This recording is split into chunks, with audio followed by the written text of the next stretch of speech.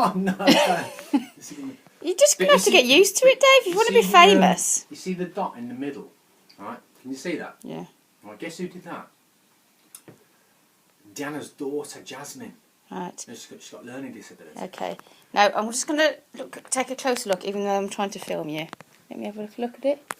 Have a look at the dot. What is it? Oh, it's it's like a crystal thing, isn't it? But it was really weird. It was like a really weird situation, Joe. I got to tell you. I think she's a bit of a child genius, a bit of a prodigy. Oh, right. Okay. How old is she? Weird. She's 14 now. Okay. She stuck all. I was babysitting. Yeah. Right. She stuck all these bits of glitter on my nails. Right, and then like on my ears, earrings and stuff. Yeah. And then all of a sudden, she was looking at me like in this weird way, right? And then she puts one little like crystal on her finger like this, right? And she comes at me like this, like, and she just goes, bang, and she just sticks it right in the middle. Yeah. Like first time. Yeah. Without even. And I was thinking, oh, I bet it's smokes all over there. Yeah. Right in the middle. So I just left it there because I thought it was really cool. And you'd be surprised. It's like it gets so people look at it a lot. I'm not surprised you and your dodgy glasses. I forget, But she got it right in the middle, like first time, bang. Isn't that weird? Yeah. So, do you like the back room? I like the newspaper articles and stuff about things. This is good. I haven't even read all of this yet, but I like this. This is about one of my favourite artists, Kazimir Malevich. He did a black square in Russia. He was on TV recently. I haven't even read all of that. What was so exciting about a black square? I don't know. He's just. I think because. Is he a living artist now? No, he's dead. Because I found that blackboard and I'd like the black square. Oh, yeah. Then suddenly I found this artist who did a black square. For some reason, I really liked it. Very radical though. Some photographs of me and you. There you go. Oh, I know, the famous one. Yeah, I know. Yeah. It's good. From Leytonstone. No. Yeah, that's it. This is as tight as it's ever been for ages. Leave the curtain open for me when I come in. Oh, you want to come in? Yeah, bring me in, because I'm holding this. This is as tidy as it's been in ages. Yeah. I found out loads of stuff in the last week. This I made at Turning Point. What is it? It's a record. It's like one of the old 78s. You know the old 78 records? Yeah. I found loads of them in a charity shop. But I liked them. Like the really thick ones, yeah? Yeah, because they're all like the same colour, like red and black. So I quite like them. Yeah. I think they're quite chic. I took them into Turning Point and some people painted a few of them, which I quite liked. You can't keep mentioning Turning Point because this might make you famous, this video, Dave. But I think what you do is like make a record of your life. Yeah. Oh yeah. So you take one of these, you take a record, and then you split it in half, like paint it half, right? Be optimistic. So the first half of your life, you just write all the main events, or paint the main events to there, and then the rest is like the future of your life. So you create a record of your life, which. Whose idea was that? Was it yours? Yeah, they seem to like that. People seem to like it. Yeah. I think yeah, that's it. Right, I'm gonna. Right, start again. There's a bloke. What? Well, there's this book called The Artist's Way. Come on, show it to the camera. Which is good. Right. But it's not the best book. Okay. This is good. Okay. But there's another book which was written by an American guy he's a psychologist and a psychotherapist and an artist, and it's a brilliant book. I lent it to a tutor who was doing the photography course I was on. Yeah, I vaguely remember that. She's really loving it, so I've got to get it back. So what makes you think of this book? I don't know, it's just well, this book, The Artist's Way, is good. This is like a spiritual path to higher creativity, which is good. But God is mentioned a lot in this book. Now, God is whatever God is to you. And spirituality, there's always a spiritual aspect to art and creativity, fair enough, but this is not, it's good, but it's not the best. And bloody hell. This chair's dangerous. I know. The whole place is dangerous. I know, but this chair, I nearly killed myself about 3 times. I found it. Oh, really? What a surprise. I don't think there's anything you haven't found, is there? I'm trying to work this out. Stupid thing. You shouldn't film me without your goggles, really. Without your goggles? You look like a nutcase with those on. I wore them in Walthamstow to a vintage fair. What, what swimming goggle things? Painted swimming goggles? No, big goggles.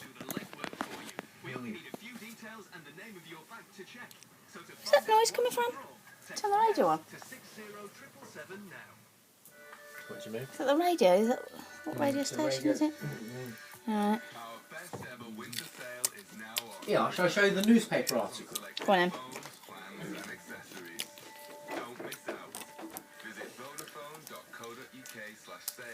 Or visit us in store today. Vodafone. Power to the savvy, power to you. Yeah, this will be good for your video. This will be good for your video. I hope it's not upside down, this thing, because it... Check that out. Oh, And the front I haven't page. seen that one. Yeah, I meant the front page. Wow, you look good. A lunatic ran out of the forest with a knife. Yeah. Tried to mug me for Christmas presents. But I did some like. I like your sideways cap. I know. Like a French It's my French beret. artist. I did some but luckily I saw him. I saw him my extrasensory perception. So I did some Neo Matrix moves. I was lucky to survive. I know, I remember you saying. Yeah. Front page. But if you look at the artwork there, keep courage, move on. Yeah. There you go. It's up there. I think you'll like that. I've got to give that to Dave. Why? Well, it's not my artwork. It belongs to his son.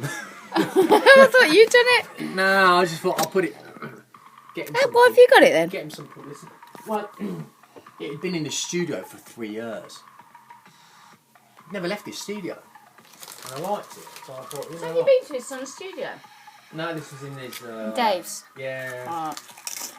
But I think that happens a lot with artists. They make stuff and then just leave it in their house, their flat shoot for years and years. I think, well, if I see something, grab it and try and do something with it, isn't it? Okay, it's on the front page of a newspaper. Something.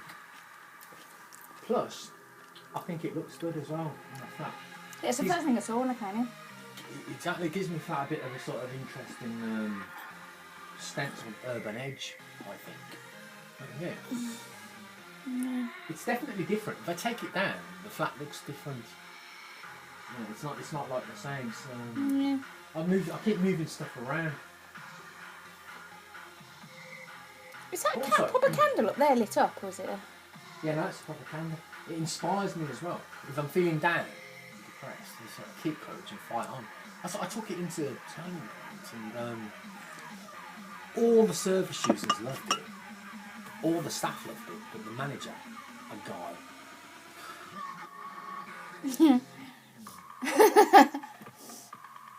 It's a play on keep calm and carry on. Yeah. I'll pause that now. But financially, he's worth probably 10 times more than what Sheila Rowbotham is. And even though when I knew Sheila Rowbotham, she had a massive house, which was a reader and she was okay, she was still worried about money issues and stuff. Do you know what I mean? Yeah. She wouldn't have been worried about money issues if she had like a semi-detached house, but she didn't. She had like, How come you went to her house? Because she did the conference. She was organising conferences on images of labour, like work, not politics labour. Yeah. Images of work in the media. Yeah. So I heard she was doing this conference, and so I liked her, and so I went and said, like, why was she doing a conference at her house? No, she's doing it at the university. But why did you go to her house? I don't understand. Because like she liked me, and I was working hard. And she liked the fact that I just like volunteered, and I was. Yeah. Alright. That's okay. I was okay with the lecturers. Yeah. So all these international people came to this conference. Right. And I was just like, and she was like kind of like. It was weird because even though she was like organised the whole conference, she was an academic and all these books. There was part of her, to me, that seemed like a teenage girl and a bit flustered. Yeah. So I was like, don't bring back the tea and coffee, Sheila. I'll take care of it. I'll go to the... I'll sort it out. Don't worry about tea and coffee. And she was like, can we get some food? how are we going to get the food? I'll sort the food out. Don't worry about it. You concentrate on the academics. I'll concentrate on everything else. Yeah. So she, so it was like she was like really grateful and thankful. Yeah. And So you know how sociable I am. Yeah. So when the academics started turning up, and I got all the rooms ready. Yeah. It was like, so then I got more students involved, like volunteers. And I've got to get chairs, got to be a podium. Yeah. Do you know what I mean? Yeah. It's like, Sheila, we're going to need more microphones. She thinks like, yes, we're going to need more microphones. So it's a big international conference. Yeah, I know.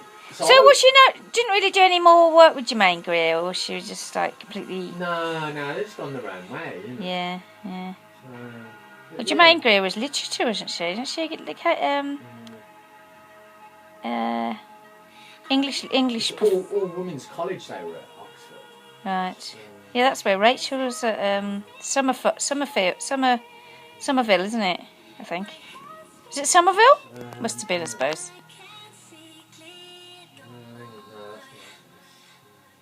Doesn't matter anyway. Yeah, no, but it's interesting. Have you Googled her and see what she's up to? Nah, and then she said at the end of the conference, it was all like everyone's having a party. She says, we're going out to a restaurant, Dave, do you want to come? I said, yeah, I'd love to. She said, I went to the restaurant with her, around this big table with all academics and family and people and stuff. And this is right, Dave, we're going back to mine now, do you want to come? I said, yeah, of course. Blimey. And then ended up in a house, and her house was like Glastonbury. in a big house. In what way? I walked in through the door. Yeah. It was like a big mansion type house. Right? Yeah.